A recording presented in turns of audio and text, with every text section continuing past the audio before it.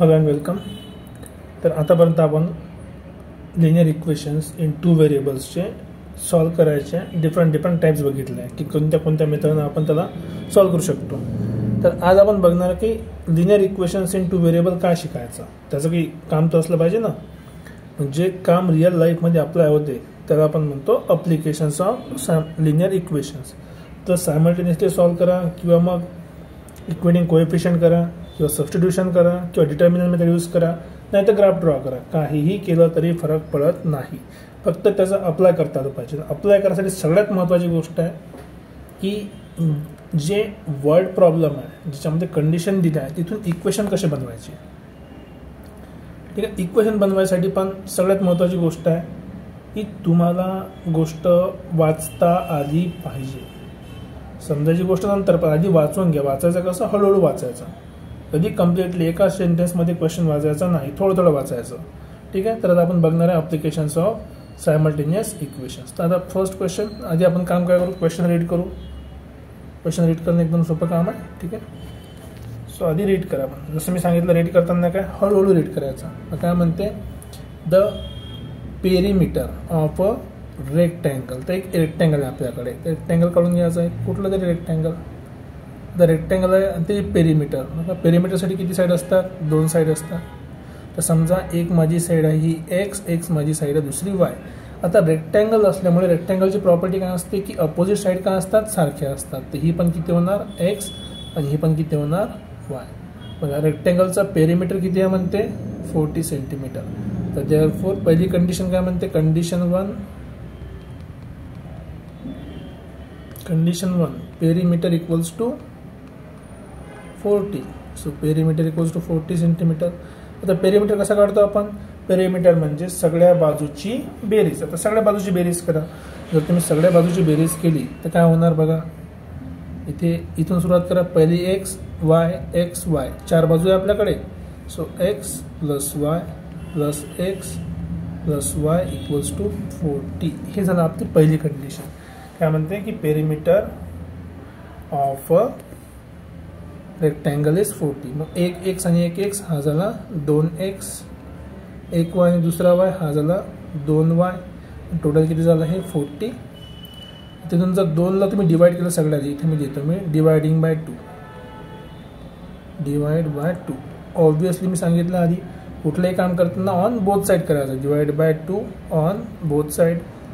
So दोन्ही साईडला divide केलं आपण कशाने, 2ने जर डिवाइड करणार तर इक्वेशन काय होईल, एकदम सोपं काम आहे. तर इक्वेशन काय होणार बघा, 2x by 2 plus 2y by 2 is equals to 40 by 2.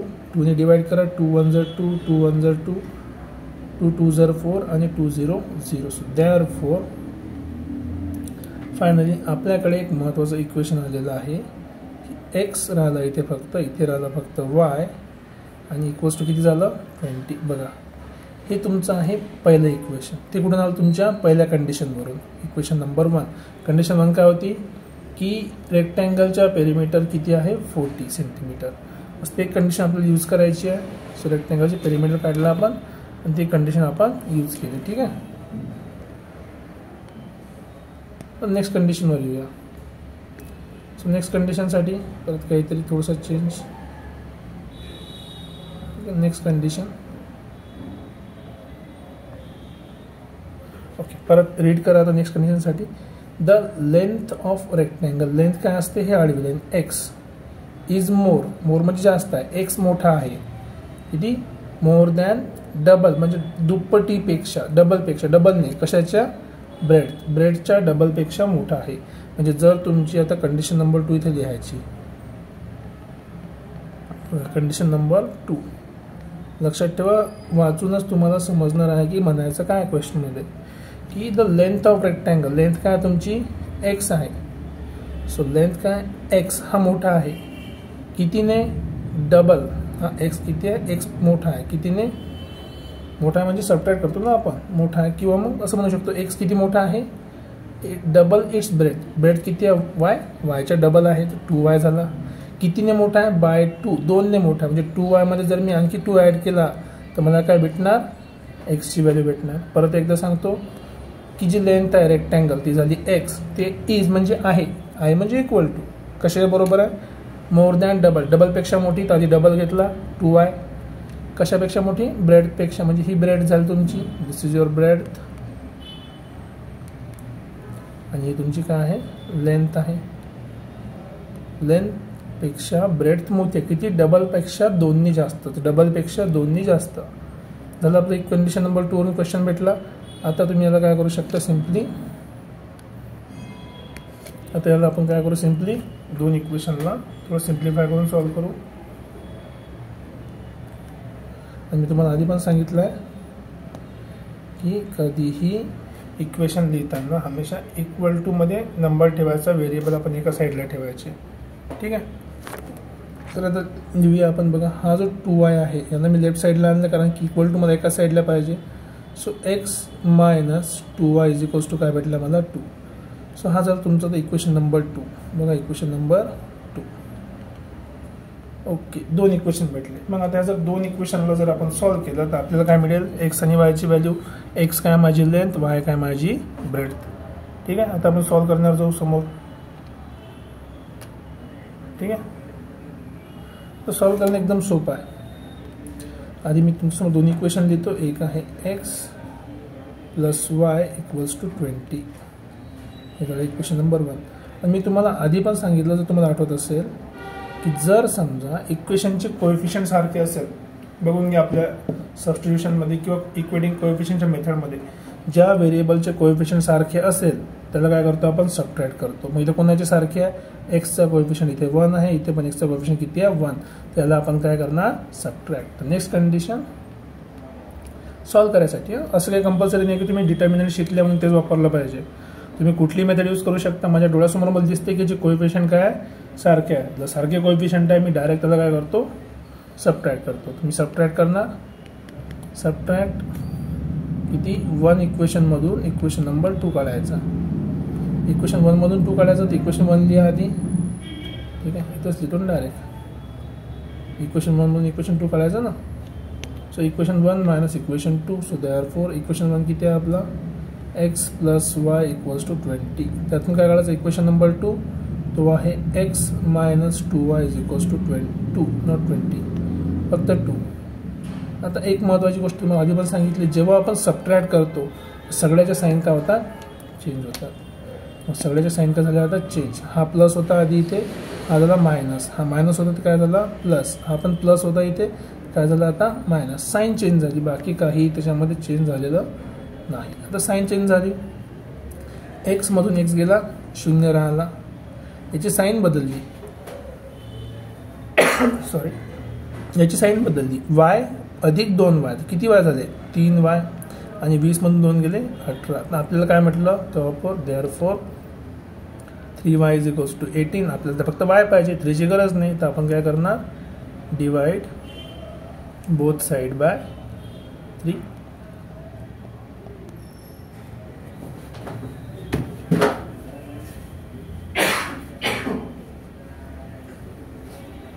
तर डिवाइड बोथ साइड बाय 3 एकदम सिंपलची कंडिशन आहे. 3 ने डिवाइड करा म्हणजे 3 कॅन्सल होईल, आपल्याला काय मिळणार, फक्त वायची व्हॅल्यू मिळणार. सो हा झाला 3, 3 1 जर 3, 3 6 जर 18. So therefore y is equal to काय भेटला तुम्हाला 6. बघा पहिल्याचा आन्सर पण आला, तुम्हाला काय भेटलं, वाय इक्वल्स टू 6. एकदम सोपं का,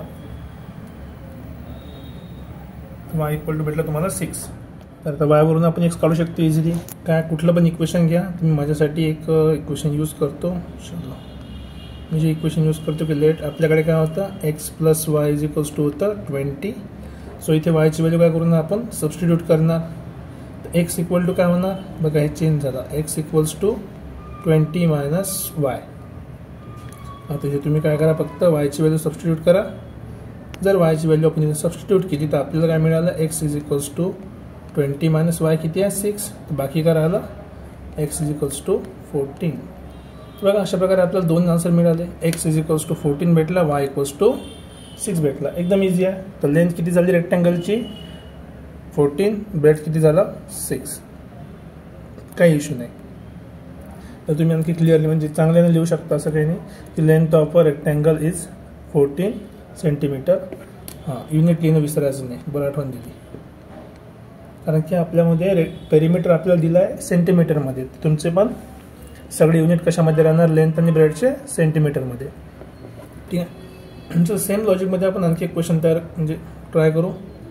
लॉजिक सिम्पल आहे. सगळ्यात पहिलं काम काय असलं पाहिजे, क्वेश्चनची रीडिंग. तर आधी आपण सगळ्यात पहिलं काय करणार आहे, क्वेश्चनला रीड करूया. काय क्वेश्चन आपला, क्वेश्चन रीड करा. रीड करताना हमेशा काय यूज करायचं, छोट्या छोट्या वर्ड्स यूज करायचे. कधी एकदम पूर्ण क्वेश्चन रीड करायचा नाही. मग थोडे थोडे जर वर्ड आपल्याला यूज करायचे असेल तर काय करणार आपण, तर आपण एकदम सिम्पली एक एक पॉईंट लक्षात करायचा. काय म्हणताय, अ बोट ट्रॅव्हल्स, म्हणजे बोट ट्रॅव्हल करू राहिली. तर बोट कशामध्ये जाते, नदीमध्ये. तर ठीक आहे, मी एक नदी काढतो इथे जस्ट. तर ब्ल्यू कलर पण घेतलं असतं पण ठीक आहे, ब्ल्यू घेऊ, काय त्याच्यामध्ये काय टेन्शन नाही एवढं.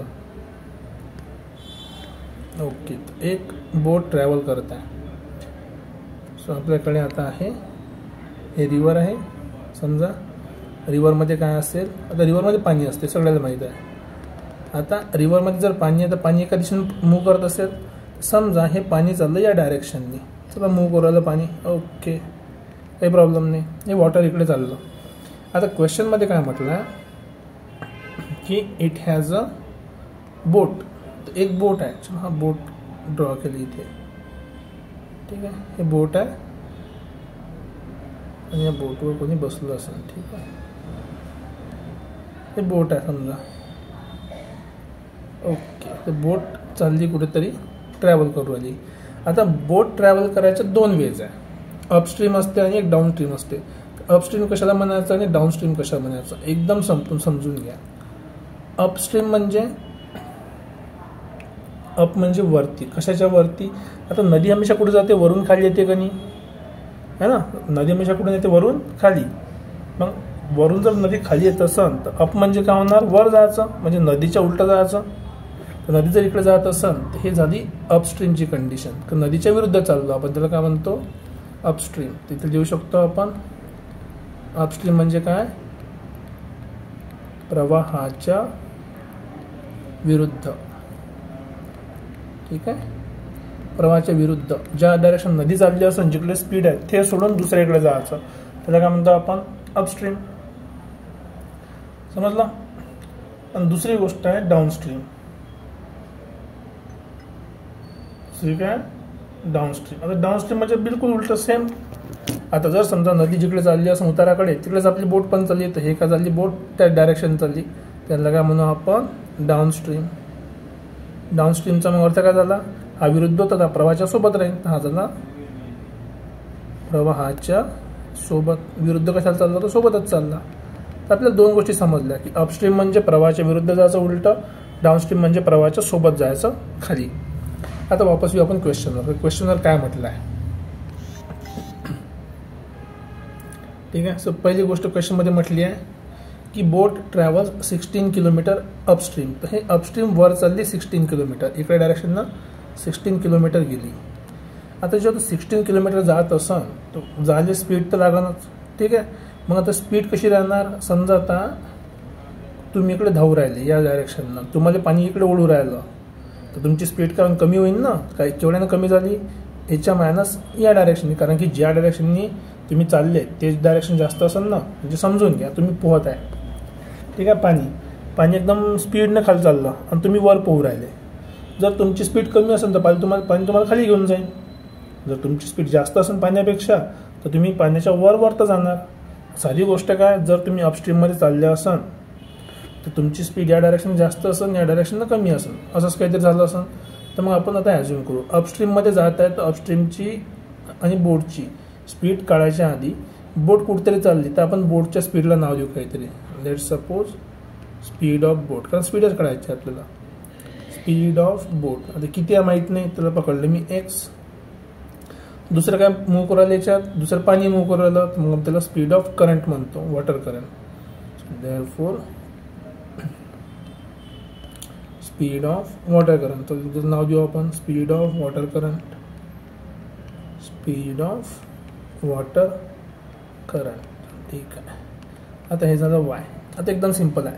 आपण कुठे चाललो? अपस्ट्रीम. पहिली कंडिशन आपण कुठे चाललो? अपस्ट्रीम. आणि दुसरी कंडिशन कुठे चाललो आपण? डाऊनस्ट्रीम.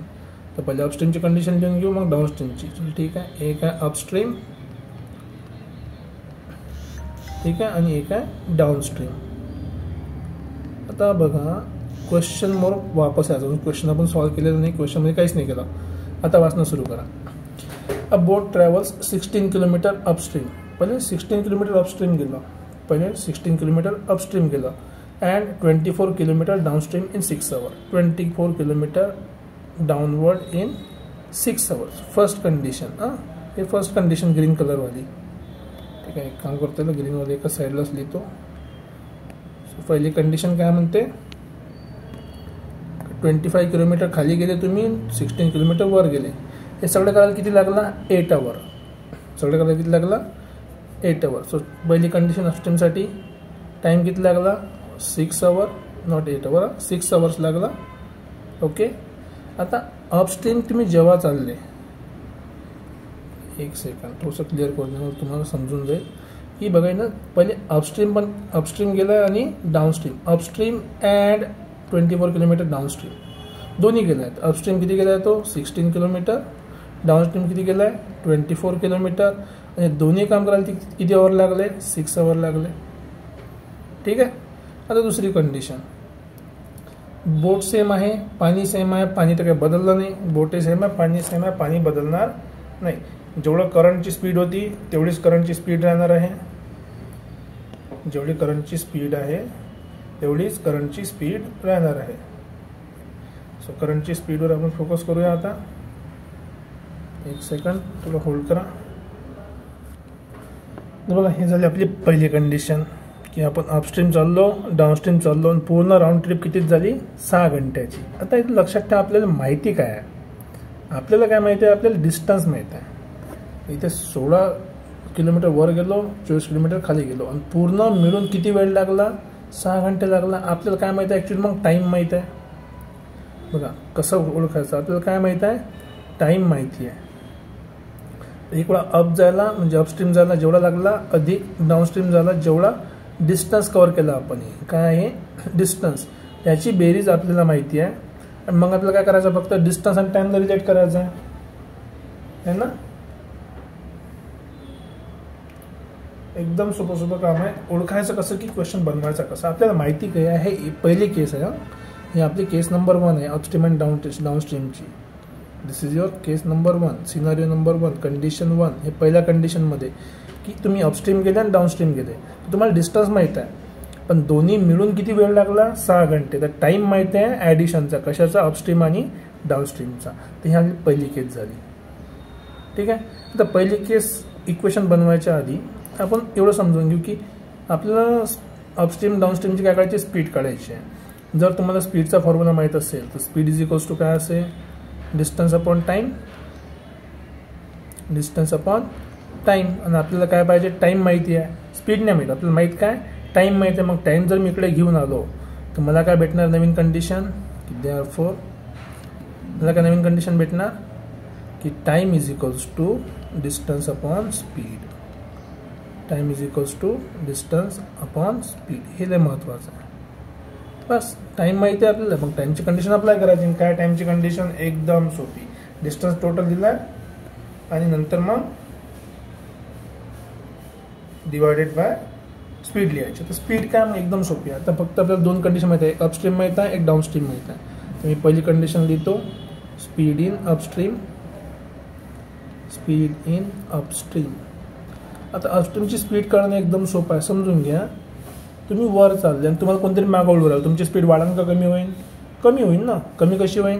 समजा जर या बोटची स्पीड आहे एक्स आणि वॉटरची स्पीड आहे वाय, तर एक्समधून काय करावं लागेल? वाय सबट्रॅक्ट करावं लागेल. हे झाली स्पीड कशाची? अपस्ट्रीमची. तेच जर सेकंड कंडिशन आपण अप्लाय केली की स्पीड इन डाऊनस्ट्रीम. आता डाऊनस्ट्रीमची गोष्ट करू राहिलो. Speed in downstream. डाऊनस्ट्रीम तुम्ही सायकल चालली उतारावरून घेऊन, उताराची वरून तुम्ही सायकल घेऊन चालले आणि कोणतरी मागून धक्का मारू राहिला, तुमची स्पीड काढून वाढेल ना. तर एक्स प्लस वाय. हे डाऊनस्ट्रीम लक्षात ठेवा आणि अपस्ट्रीम लक्षात ठेवा. डाऊनस्ट्रीमसाठी स्पीड वाढते तर स्पीड दोघांची ॲडिशन होते. अपस्ट्रीममध्ये स्पीड कमी होते तर दोघांची काय होते सबट्रॅक्शन होते. हे झाली आपली पहिली केस. पहिली केस आता आपण इथं नोट डाऊन करणार आहे डायरेक्टली. बघा पहिली केस आपल्याला डायरेक्ट कसं येणार आहे एकदम सोपं. सो पहिली केस आपल्याकडे अपस्ट्रीमची स्पीड आली, डाऊनस्ट्रीमची स्पीड आली. आता फक्त आपण काय करणार आहे डायरेक्ट क्वेश्चनमध्ये फॉर्म्युला पुट करणार आहे. सो पहिली कंडिशन की अपस्ट्रीममध्ये किती गेला आहे तो 16 किलोमीटर. त्याला किती टाईम लागला असेल. So time for 16 kilometre plus time for 24 kilometre दोन्ही मिळून किती लागले आपल्याला 6 आवर लागले. लक्षात ठेवा याला लागणारा टाईम आणि याला लागणारा टाईम टोटल किती झाले 6 आवर. 16 किलोमीटर आपण अपस्ट्रीम गेलो तर त्याला डिस्टन्स 16 अपॉन स्पीड किती अपस्ट्रीमची x minus Y plus time for 24 kilometre किती लागले. डिस्टन्स आहे 24 किलोमीटर, स्पीड किती होती x plus y equals to किती झाला 6 आवर. हे झालं आपलं इक्वेशन नंबर 1. बघा अशा प्रकारे आपण पहिली कंडिशनचं पहिलं इक्वेशन बनवलं. डिफिकल्ट आहे थोडंसं आहेच, वाटते थोडंसं डिफिकल्ट.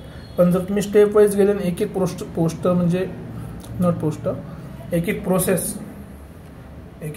जर तुम्ही प्रॉपरली तुमच्या नोटबुकवर पोस्ट करत गेले किंवा पेस्ट करत गेले तर तुम्हाला प्रॉपरली काय भेटते इक्वेशन भेटते. तुम्हाला लॉजिक पण समजते की कोणत्या इक्वेशनला काय लिहायचं. आता दुसऱ्या केसवर येऊ आपण. बघा दुसरी केस कुठपर्यंत पोहोचलो होतो आपण 6 आवरपर्यंत आलो होतो. तर सेकंड केस काय म्हणते सेम बोट त्याच बोटची गोष्ट सुरू आहे. आता अपस्ट्रीम गेलं 36 आणि डाऊनस्ट्रीम आला 48. अपस्ट्रीम 36 डाऊनस्ट्रीम 48 किती टाईममध्ये 13 आवरमध्ये. बस जमलं. आपल्याला सगळ्या गोष्टी ऑलरेडी माहीत आहे. काय माहीत आहे अपस्ट्रीम 36 किलोमीटर डाऊनस्ट्रीम 48 किलोमीटर वरती 36 खाली 48 किती वेळ लागला 13 तास. ठीक आहे. आता आपण 13 ताससाठी आपण कंडिशन बनवू. एकदम काही टेन्शन नाही. तर कंडिशन कशी होणार परत जसं आपण याच्या आधीच्या कंडिशन बनवल्या सेम कंडिशन इथे काय होणार फॉलो होईल. सेम कंडिशन फॉलो करायची असेल तर काय करावं लागेल. सेकंड केस आपण लिहून घेऊ एकदम जी म्हटलं तेच कंडिशन. अपस्ट्रीम किती होतं 36 किलोमीटर. परत सेकंड कंडिशन लावतो इथे डायरेक्ट. सो कंडिशन नंबर 2 काय करायचं सेकंड कंडिशन 36 अपस्ट्रीममध्ये स्पीड काय होती x मायनस वाय प्लस किती 48 downstream. So 48 downstream upon x plus Y total किती वेळ लागलेला परत 13 आवर. लक्षात ठेवा आपल्याला टाईमच्या फॉर्ममध्ये लिहिलं. का बरं टाईमच्या फॉर्ममध्ये लिहिलं आहे कारण की आपल्याला काय ट्रॅव्हलिंगचा टाईम दिला आहे की वर आणि खाली जायला त्याला लागले 6 तास सुरुवातीला आणि इथे वर आणि खाली जायला लागले 13 तास. तर आपण टाईमची ॲडिशन करू शकतो. डिस्टन्स दिलं नाही पूर्ण. ठीक आहे डिस्टन्स नाही दिलं आपल्याला टाईम दिला आहे पूर्ण टोटल टाईम जायचा यायचा. जर जायचं डिस्टन्स दिलं असतं तर आपण डिस्टन्सच्या फॉर्ममध्ये लिहिलं असतं याला. पण टाईम दिला म्हणून टाईमच्या फॉर्ममध्ये. आता कोणी म्हणाल की सर याला सॉल्व कसं करायचं हे थोडंसं अजीब दिसू राहिलं. हां बरोबर अजीब दिसू राहिलं पण सॉल्व करणं एकदम सोपं आहे. कसं सॉल्व करायचं बघा मी तुम्हाला सांगतो. इथे पण x मायनस वाय आहे इथे पण x मायनस वाय आहे इथे x प्लस वाय आहे इथे पण x प्लस वाय. तर आपण काय करू की ज्या वेळेस तुम्हाला सांगितलं जर सेम टाईपचे आपल्याला व्हेरिएबल दिसत असाल ठीक आहे कालच्या इक्वेशनमध्ये बघितलं ना आपण कालच्या लेक्चरमध्ये की जर सेम टाईपचे व्हेरिएबल दिसत असेल तर आपण काय करायचं त्याला दुसरंच नाव द्यायचं काहीतरी. तर आपण काय करू put 1 upon x minus Y दोन्ही ठिकाणी आहे याला काहीतरी p किंवा q म्हणा आणि 1 अपॉन x प्लस वायला काय म्हणू आपण मग q म्हणू. मग यानुसार आपलं इक्वेशन जे 1 आणि 2 बघा कसे चेंज होते. पहिल्या इक्वेशनमध्ये 16 जर बाहेर ठेवलं तर काय राहिलं 1 अपॉन x मायनस वाय आणि 1 अपॉन x मायनस वाय किती होते p plus 24 1 upon x plus Y हा किती झाला q. So equals to 6. तुम्हाला पी क्यू आवडलं नसेल थोडंसं 9 सारखं दिसायला लागत असेल तर मी त्याला एम आणि एन पण लिहितो काही प्रॉब्लेम नाही. तुम्ही कुठली यूज करू शकता एम आणि एन. हा झाला तुमचा 16m 24n हे झालं तुमचं इक्वेशन नंबर 3 ॲक्च्युअली जे पहिल्याच्या बरोबरच आहे. सेकंडमध्ये जर तुम्ही बघाल तर हा झाला 36 1 अपॉन x मायनस वाय ते होते m प्लस 48साठी किती x प्लस वाय ना किती होणार n इक्वल्स टू 13.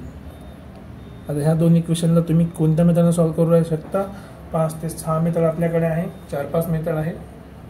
कुठले कुठले आहे, सबस्टिट्यूशन आहे, इक्वेटिंग कोएफिशियंट आहे, नंतर ग्राफिकल मेथड आहे, डिटर्मिनंट मेथड आहे. ठीक आहे, 4 ते मी तेच सांगितले. क्रॅमर्स रूल अप्लाय करून ते तुम्हाला आवडत नसेल तुम्ही कोएफिशियंटमध्ये पण दोन साईडचे कोएफिशियंट इक्वेट करू शकता. जसं इथे 48 आहे, 24चे डबल काय होते 48. तुम्ही डायरेक्ट याला डबल करून कोएफिशियंट इक्वेट करू शकता, पहिली मेथड. ठीक आहे, डिटर्मिनंटनं सॉल्व करणं आवडणार नाही तर का बरं, कारण की नंबर खूप मोठे आहे, 16 × 48 करावं लागेल. एवढा मोठा नंबर करायची गरज नाही. आपण काय करू शकतो, याला सिम्पली सबस्टिट्यूशन मेथड किंवा इक्वेटिंग कोएफिशियंटने सॉल्व करणं जास्त सोपं जाईल. मग आता इथे जर तुम्हाला सॉल्व केलं, सपोज इथे जर तुम्ही सॉल्व केलं तर तुम्हाला काय भेटणार, काहीतरी एमची व्हॅल्यू. आता मी इथून तुम्हाला फक्त समोरचे प्रोसेस सांगतो काय करायचे, याला सॉल्व करत नाही आहे. समोरची प्रोसेस काय होणार की तुम्हाला भेटणार m = काहीतरी व्हॅल्यू भेटेल आणि तुम्हाला भेटणार n = काही व्हॅल्यू. मग जर तुम्हाला भेटणार आहे m = 1/4 आणि तुम्हाला मिळणार आहे n = 1/12, 1/4 आणि 1/12. ठीक आहे, एकदम सोपं आहे. मग हे m = काय होतं 1/x - y आणि n = काय होतं 1/x + y. या दोघाला जेव्हा तुम्ही सिम्प्लिफाय करणार, या दोन इक्वेशन तुम्हाला नवीन दोन इक्वेशन मिळणार की तुम्हाला भेटणार. आता रेसिप्रोकल घ्या, तुम्हाला ऑलरेडी x - y ची व्हॅल्यू भेटली, x - y = 4 आणि x + y = 12. याला सॉल्व करणं म्हणजेच तुम्हाला अपस्ट्रीम आणि डाऊनस्ट्रीमचे काय भेटणार सोल्युशन.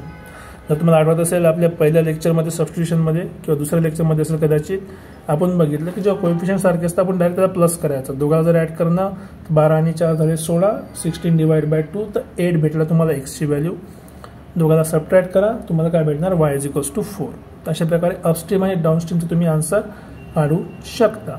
परत सांगतो, मी सॉल्व करत नाही, मी तुम्हाला फक्त हिंट सांगतो की इक्वेशन कसे बनवले आणि इक्वेशन बनल्यावर त्याची प्रोसेस कशी स्टार्ट होईल. इथे बघून घ्या, जेव्हा कधी पण आपले दोन व्हेरिएबल सारखे असतात जे दिसायला सिंपल नाही आहे, त्याला आपण काहीतरी नवीन नावाने पुट करू शकतो. मग नवीन नावाने जर पुट केलं आपण काय करू शकतो, इझिली सॉल्व करू शकतो. तर हे झालं आपले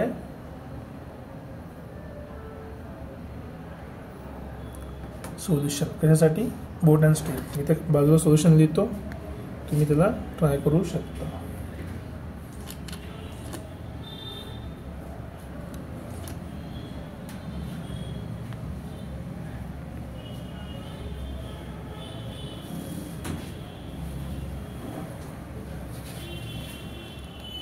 थर्ड क्वेश्चनमध्ये क्वेश्चन कधी वाचणं खूप इम्पॉर्टंट आहे. आधी मी सांगितलं तसं बघा काय म्हणते, 3 डिजिट नंबर आहे. तर 3 डिजिट नंबर आहे. जर एखादी नंबर आपल्याकडे असेल, फॉर एक्झाम्पल 125 नंबर आहे. हा 125 नंबर कसा काय बनला, इथे युनिट प्लेस आहे आपल्याकडे. ठीक आहे, इथे टेन्स प्लेस आहे आणि इथे काय 100 प्लेस आहे. तर 3 प्लेस मिळून काय बनला आपला 3 डिजिट नंबर. तर आपण इथे पण जेव्हा लिहिणार आहे आपण सेम केसमध्ये की आपल्याकडे 3 नंबर जे आहे आपण लिहिणार आहे 3 प्लेसमध्ये. सो 3 प्लेस कोणत्या कोणत्या, एक 100 प्लेस आहे, एक टेन्स प्लेस आहे, एक युनिट प्लेस आहे. ठीक आहे, 3 प्लेस आपल्याकडे अवेलेबल आहे. आता बघा 3 प्लेस लिहिल्यानंतर डायरेक्ट इथे एक्स आणि वाय लिहायचं नाही, कारण की आपल्याला अजून त्याची कंडिशन माहिती नाही. कोणत्या कंडिशन्स आहेत अजून आपल्याला माहिती नाही. आता काय म्हटलं आहे त्याने, 3 number is equal to 17 times, म्हणजे 17 × काहीतरी, पण कायच्या बरोबर सम ऑफ इट्स डिजिट्स, म्हणजे सगळ्याची सम. 17 टाइम्स सम, ही आपली पहिली कंडिशन झाली. पण अजूनपर्यंत आपल्याला समजलं नाही की एक्स कशाला घ्यायचं आणि वाय कशाला घ्यायचं. ठीक आहे, second case, if the digits are reversed. Reverse म्हणजे उलटे केले. पहिले 1 2 पहिले काय होतं 1 2 5 होतं, आता रिव्हर्स केले तर 5 2 1 झालं. रिव्हर्स म्हणजे आधी हे सरळ होते, याला उलटं लिहिलं. म्हणजे जे पहिले युनिट प्लेसला होता तो 100 प्लेसला आला, जो 100 प्लेसला आहे तो युनिट प्लेसला गेला. देन द न्यू नंबर, जो न्यू नंबर बनला इज 198 मोर. हा जो नवीन नंबर आहे जो काही बनेल तो 198ने जास्त आहे. कशापेक्षा, ओल्ड नंबरपेक्षा. ठीक आहे, अजूनही आपल्याला फक्त कंडिशन माहीत पडल्या, व्हेरिएबल माहिती पडलेले नाही, कारण आपल्याकडे 100 आहे, 10चा युनिट आहे, तर 3 व्हेरिएबल म्हणू शकतो आपण. तर 3 व्हेरिएबल नाही आपल्याकडे, आपण लिनियर इक्वेशन 2 व्हेरिएबल सॉल्व करतोय. तर 3 नंबर लिहायचे नाही, अजून वेट करायचं. काय म्हणते कंडिशन बघा इथे important, the sum of extreme digits is less than middle digit. म्हणजे जे एक्स्ट्रीम डिजिटची कंडिशन दिली आहे, हा एक्स्ट्रीम डिजिट आहे, हा पण एक्स्ट्रीम डिजिट आहे, हा काय less than middle digit by unity. Unity म्हणजे 1, हे महत्त्वाचं आहे. जर समजा हा एक नंबर आहे, हा एक नंबर आहे, या दोघांची जे सम आहे ह्या याच्यापेक्षा 1 न कमी आहे. म्हणजे आता ह्या दोघांचं रिलेशन कसोबत भेटलं आहे, टेन्स प्लेससोबत. म्हणजे बघा आता ही आपली कंडिशन महत्त्वाची आहे. एक एक शब्द समजून घ्या. एक्झॅक्टली क्वेश्चन सॉल्व करताना सगळ्यात पहिली कंडिशन तुम्हाला जी भेटली आहे ती ॲक्च्युली सगळ्यात शेवटी भेटली आहे. म्हणजे सगळ्यात शेवटी तुम्हाला कंडिशन भेटली आहे, आपण त्याच्यावर फोकस करूया की सगळ्यात शेवटची कंडिशन काय आहे. सगळ्यात शेवटची कंडिशन काय म्हणते बघा, की एक युनिट प्लेस आहे, एक 100 प्लेस आहे. तर 100 प्लेसला मी एक्स पकडलं, युनिट प्लेसला मी आता वाय पकडलं. तर सम ऑफ एक्स्ट्रीम डिजिट्स म्हणजे एक्स प्लस वाय हे जे सम आहे हे काय म्हणते, मिडल डिजिटपेक्षा 1 न कमी आहे ना. लेस दॅन म्हटलं आहे ना, 1 न कमी. तर मिडल डिजिट समजा टेन्स प्लेस असाल त्याच्यापेक्षा 1 न कमी झाला म्हणजे टेन्स प्लेसची व्हॅल्यू किती झाली, हा 1 इकडे आला मायनसचा. तर x plus y plus 1 equals to tens place digit. आता बघा आपल्याला काय भेटलं, टेन्स प्लेस डिजिट पण भेटलं की एक्स प्लस वाय प्लस 1. बघा किती सोपं आहे. तर आपल्याला 100 प्लेस भेटला आहे, टेन्स प्लेस भेटला आहे, युनिट प्लेस भेटला आहे. तिन्ही गोष्टीची आपल्याला कंडिशन भेटलेली आहे. मग आता ह्या सगळ्या गोष्टीची काही घेणदेणं नाही आहे, याला आपण बाजूला लिहू. आता आपण ॲक्च्युली कंडिशन्स अप्लाय करू. आपल्याला फक्त सध्या काय भेटलं आहे, व्हेरिएबल भेटलं आहे. आता कंडिशन नंबर 1. चलो कंडिशन नंबर 1. पहिली कंडिशन काय म्हटलं आहे की 3 डिजिट नंबर, हा जो 3 डिजिट नंबर आहे, 3 डिजिट नंबर कसा बनणार आहे, हा 100 प्लेसला आहे. 100 प्लेस म्हणजे 100 इंटू एक्स. हा टेन्स प्लेसला आहे म्हणजे 10 इंटू पूर्ण नंबर, हा पूर्ण नंबर तुला ब्रॅकेटमध्ये ठेवायचं. एक्स प्लस वाय प्लस 1 आणि शेवटी युनिट प्लेस वाय. हा का म्हणते 17 times the sum of its digit. हा 17 टाइम्स आहे कशाच्या, डिजिटच्या सममध्ये. हे आपले डिजिट आहे, एक्स वाय झेड नाही, हा हे पूर्णच्या पूर्ण आपले डिजिट आहे. तर डिजिट किती आहे, एक्स प्लस वाय प्लस 1 आणि शेवटचा वाय. हा पहिला डिजिट, हा दुसरा डिजिट आणि शेवटी तिसरा डिजिट. आता पहिल्या कंडिशनला सॉल्व करून बघा. 100x झाला प्लस 10ने मल्टिप्लाय करा सगळ्या नंबरला, हा झाला plus 10x plus 10y plus 10. ठीक आहे. आणि नेक्स्ट शेवटी करायला फक्त बाकी वाय. हे कशाच्या बरोबर आहे, याच्या बरोबर. तर 17 इंटूला मल्टिप्लाय करा, सॉरी मल्टिप्लाय नंतर कोणती ॲड करून घेऊ. X plus x 2x, Y plus y 2y आणि शेवटी करायला 1. आता याला आपण सिम्प्लिफाय करू. बघा 100 आणि 10 किती झाले, 110. 10 आणि हा 1 किती झाला, हां सॉरी 110x. 10 आणि हा 1 11y. बघा 10 आणि 1 11y सोबत करायला 10. राईट साईडला बघा मल्टिप्लाय करा. 17 into 2 34x plus 17 into Y 34y आणि 17 प्लस इंटू 1 17. 17 इंटू 1 17. आता हे झालं आपली ॲक्च्युअल कंडिशन. आता हे कंडिशन जेव्हा आपण अप्लाय करणार आहे तेव्हा काय करू आपण, सिम्पली जसं आपण नेहमी करतो की व्हेरिएबल एका साईडला करतो आणि होता इथे काहीतरी प्रॉब्लेम झाला. ओके ठीक आहे. इथे आपण काय करतो, व्हेरिएबल एका साईडला करतो. तर व्हेरिएबल एका साईडला करून घेऊन या. हे सगळे जर लेफ्ट साईडला आले तर आपल्याला मिळालं हा 110x, इकडला प्लस 34, इकडला तर काय होणार minus 34x. So minus 34x. इथे प्लस 11y आहे, इकडला प्लस 34y, इकडे आलं तर मायनस 34y. ठीक आहे. आणि लक्षात ठेवा हमेशा कॉन्स्टंट आपण राईट साईडला ठेवतो, सोपं जाते. तर हा 10 तिकडे पाठवतो मी. So equals to 17 minus 10. Okay. जर आपण याला सिम्प्लिफाय केलं तर 110x मायनस 34x किती झाले, हे झाले actually 76x. Next 11y minus 34y, proper minus करा, हे किती झालं 23y. आणि शेवटी हा 17 मायनस 10 किती झाला 7. आता हे झालं ॲक्च्युली आपलं पहिलं इक्वेशन, पहिली कंडिशन. आता दुसऱ्या कंडिशनवर आपण जाऊ. दुसरी कंडिशन खूप कॉम्प्लिकेटेड नाही आहे. आपला ओरिजिनल नंबर काय होता तुम्हाला आठवत असेल तर, हा आपला ओरिजिनल नंबर आहे. कुठला ओरिजिनल नंबर, आपला ओरिजिनल नंबर किती होता 100x plus 10 times x plus y plus 1 आणि प्लस शेवटी y. हा आपला ओरिजिनल नंबर आहे. याला काय केलं आपण, रिव्हर्स केलं. काय केलं, रिव्हर्स केलं. रिव्हर्स केलं म्हणजे काय, एक्सच्या ठिकाणी वाय आला, वायच्या ठिकाणी एक्स आलं. तर बघा काय झालं आता, म्हणजे 100 प्लेसवाला युनिट प्लेसला गेला, युनिट प्लेसवाला 100 प्लेसला. उदाहरणार्थ जसं 125 होतं तर हा 5 आता उलटं लिहायचं, तर 5 इथे आला, 2 तसाच राहिला, 1 इथे, म्हणजे 5 सुरुवातीला आणि सुरुवातीचा 1 सगळ्यात शेवटी. हे रिव्हर्स करायचं आहे. रिव्हर्स करायसाठी काय करायला लागेल, परत इथे एक्स वायला रिव्हर्स करा. हा वाय इथे आला, सो वाय इंटू 100 मिळाला आपल्याला, प्लस 10 टाईम आहे ऑलरेडी जे आहे ते एक्स प्लस वाय प्लस 1, आणि वायच्या ठिकाणी काय आलं मग आता एक्स. तर हे जे आहे हे आपलं इक्वेशन आहे.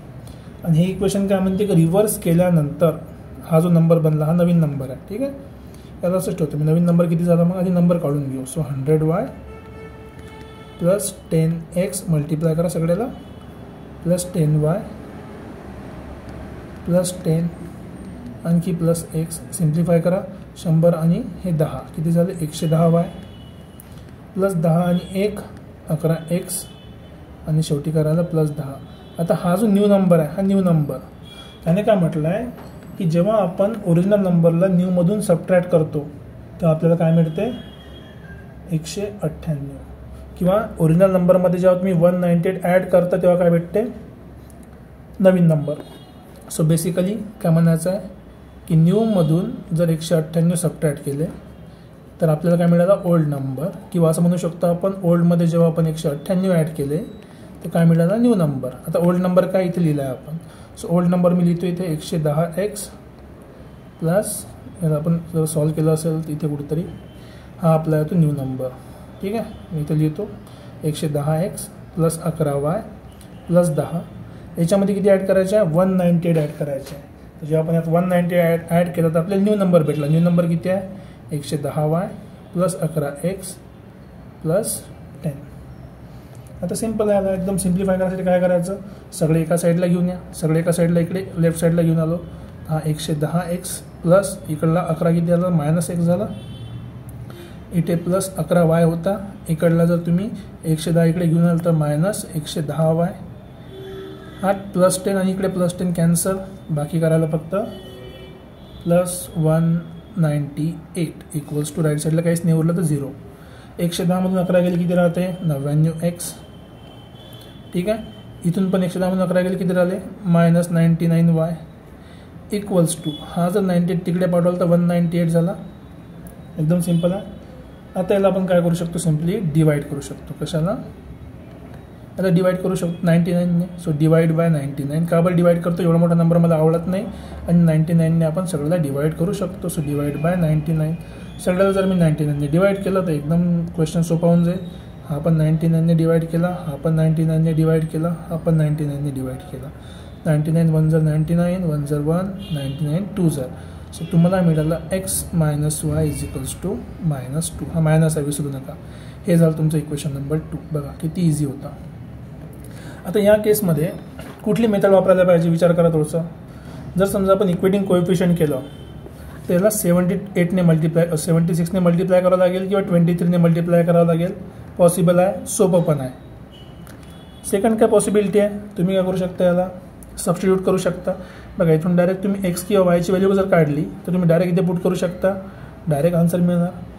किंवा तिसरी केस, तुम्ही जर ग्राफ काढतो म्हटलं तर 76x म्हणजे किती मोठा नंबर होईल तो. एवढा मोठ्या नंबरचा ग्राफ काढणं तर बरोबर नाही आहे. किंवा तुम्ही ड्रॉ पण करू शकता आणि एक्झॅक्टली बरोबर याचा काढू शकता, पण याचा नाही काढू शकत.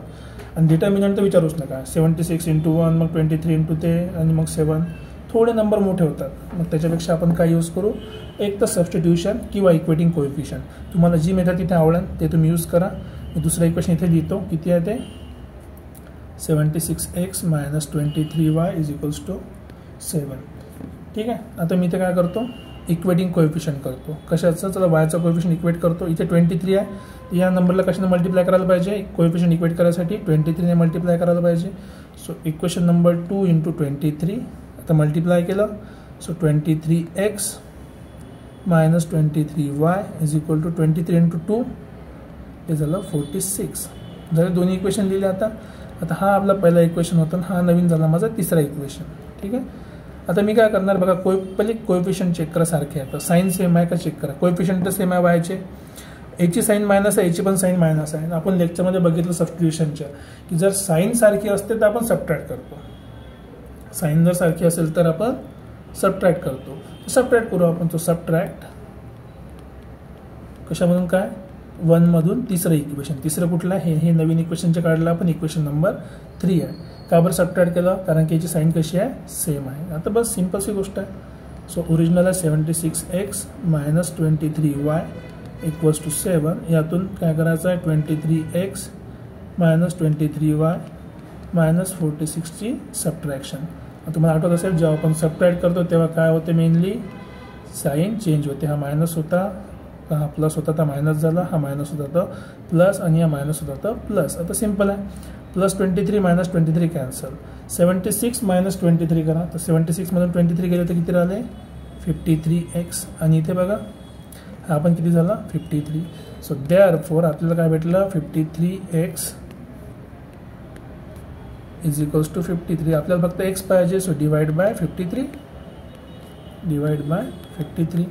53ने जर आपण डिवाइड केलं तर आपल्याला काय मिळालं बघा, 53x / 53 = 53/53. दोन्ही साईडला ऑब्वियस आहे. 53 1 × 1, 53 1 × 1, तर x = काय भेटला, 1.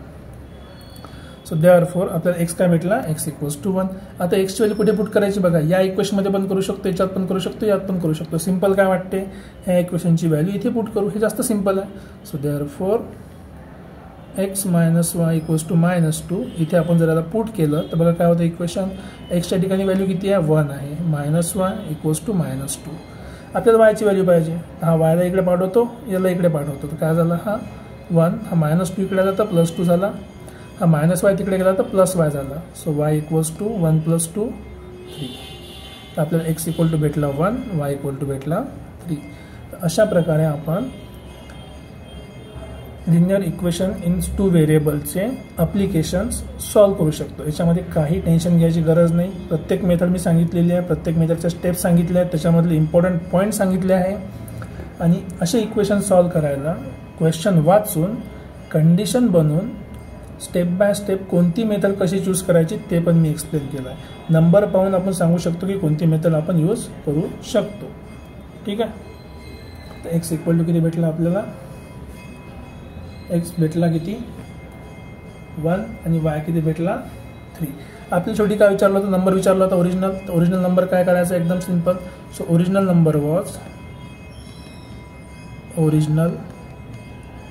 नंबर किती होता, आठवत असेल तर 110, बरोबर आहे, 110 होता ना, 110x + 10 टाइम्स x + y + 1 आणि +y. हा ओरिजिनल नंबर होता. जर तुम्हाला हा नसला आठवत, दुसरा पण आपण असा बघितला होता की, सॉरी 110x नाही, इथे लिहिला मग कुठतरी, इथे ओरिजिनल नंबर हा वाला बरोबर, 100x, सॉरी 110x 11y आणि 10. थोडंसं इथं एक्स्ट्रा 10 लिहून घेतला मी ऑलरेडी, त्याची गरज नव्हती. ठीक आहे, 100 होती इथं पहिले, 100 प्लेस होता ना तो, तर 100x. ठीक आहे, सिम्प्लिफाय करा. तर हा झाला 100. x ची व्हॅल्यू किती आहे, 1 + 10 × x ची व्हॅल्यू आली 1, y ची व्हॅल्यू आली 3, हा आला 1, आणि y ची व्हॅल्यू किती आहे, 3. आता सिम्प्लिफाय करा. 100 × 1 100 + 10 × 1 + 3 + 1 5, आणि +3, हा झाला 100 + 10 × 5 50 + 3. So answer is 153. हा काय आपला ओरिजिनल नंबर. अशा प्रकारे आपण कंप्लीट क्वेश्चन सॉल्व करू शकतो. काही डाऊट असेल तर कमेंट सेक्शनमध्ये पुट करू शकता. तुम्हाला जर गोष्ट आवडली असेल, समजलं असेल तर लाईक, शेअर आणि सबस्क्राईब करा.